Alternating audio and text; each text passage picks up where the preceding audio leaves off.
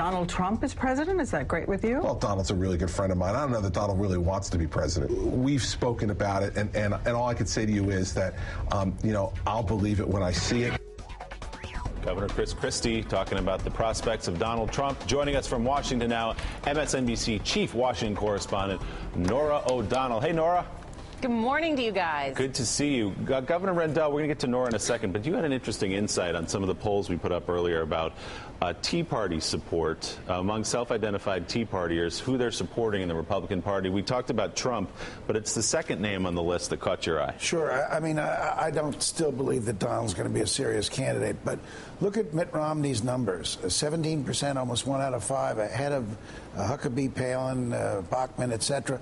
That's a sign to me that the Tea Partyites are getting ready to accept Romney as their candidate. Everyone says that Romney can't make it because the far right, the religious right, is not going to support him. But that's good news. The best part of that poll is good news for Mitt Romney. Nora, it is pretty remarkable that Mitt Romney is 5 points ahead of Sarah Palin, who was at one time the standard bearer there.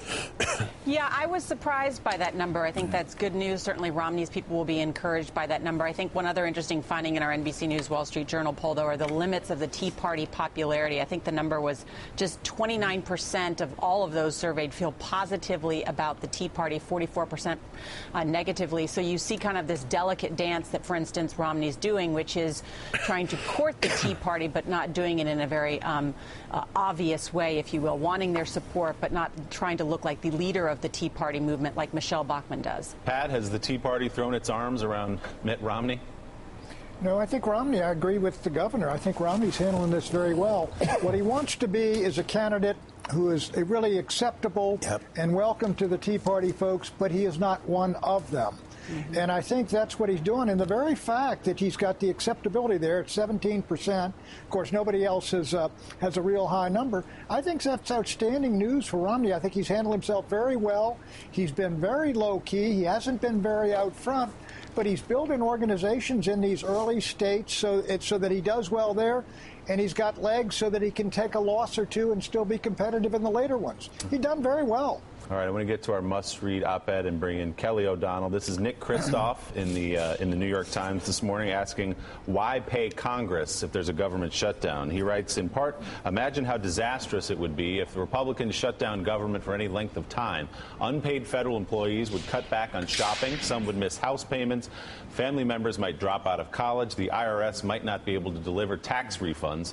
Small businesses would stop getting government loans. In sum, after the Democratic stimulus, we would have the Republican drag. So, Kelly, as you pointed out earlier, this is a lot more than a political fight to a lot of people.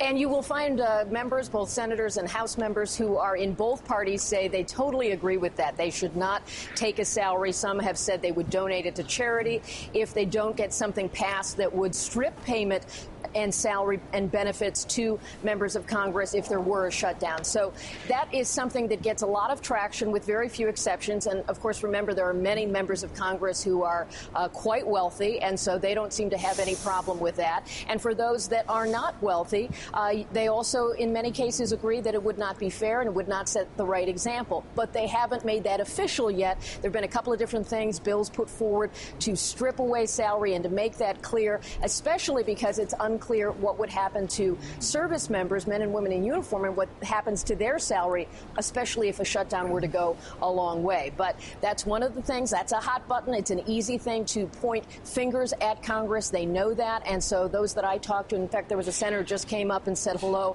after being on the treadmill with 4 members downstairs, and they're watching, they say, this morning. And they're all talking about that as something that they want to see get done.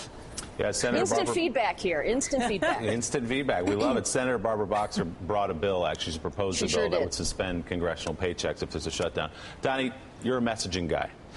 How does this look outside of Washington? Does this look, again, like Washington is sort of a do-nothing place? How depressing is this? You know, I think the depressing part is people almost expected at this point. If you go back, and I think if we were playing clips from the 90s when there was a shutdown, it was Armageddon's coming. And I think we've been anesthetized to A, bad news, and B, understanding that these two sides obviously act completely partisan. And I don't think there's a fear factor here. I think people kind of realize this is what it is. This is the way these parties act right now. It will get done. And if anything, I wonder how Obama comes out of this. I'd like to hear from Nora and Kelly as far as one more example of his, what I'll call, positively passive leadership. We get to where we need to get to, but he never takes the iron fist. And I think it's an interesting, once again, this is another one of those examples. Nora, what do you think? Well, I think it was noteworthy, though, that the president called the leaders up to the White House late last night. The president appearing in the briefing room very late last night. He's trying to look above the fray, that it's something that those on Congress have to work out. And he's saying, I'm not going to accept any more of these short-term extensions. And just to add one other thing, Secretary Gates is in Baghdad, the defense secretary, and said American troops will get a halt in the pay. You can bet when American people hear that the troops won't get paid, but members of Congress are getting their paychecks, I don't think that will make many members of Congress look very good before the American people. I can't understand that. How could our troops not be considered essential? That won't fly. That will not happen. Yeah. Why did Secretary Gates say that in Baghdad? I have no idea, but if there's anybody essential other than law enforcement, it's our men and women who are fighting. Good God. It would be a delay or a gap, not necessarily not getting paid right away, but that would be a hardship for a lot of them. It would be pathetic if one serviceman had to wait one day. Will not happen. Kelly O'Donnell, thanks so much for being with us this morning. We appreciate it. News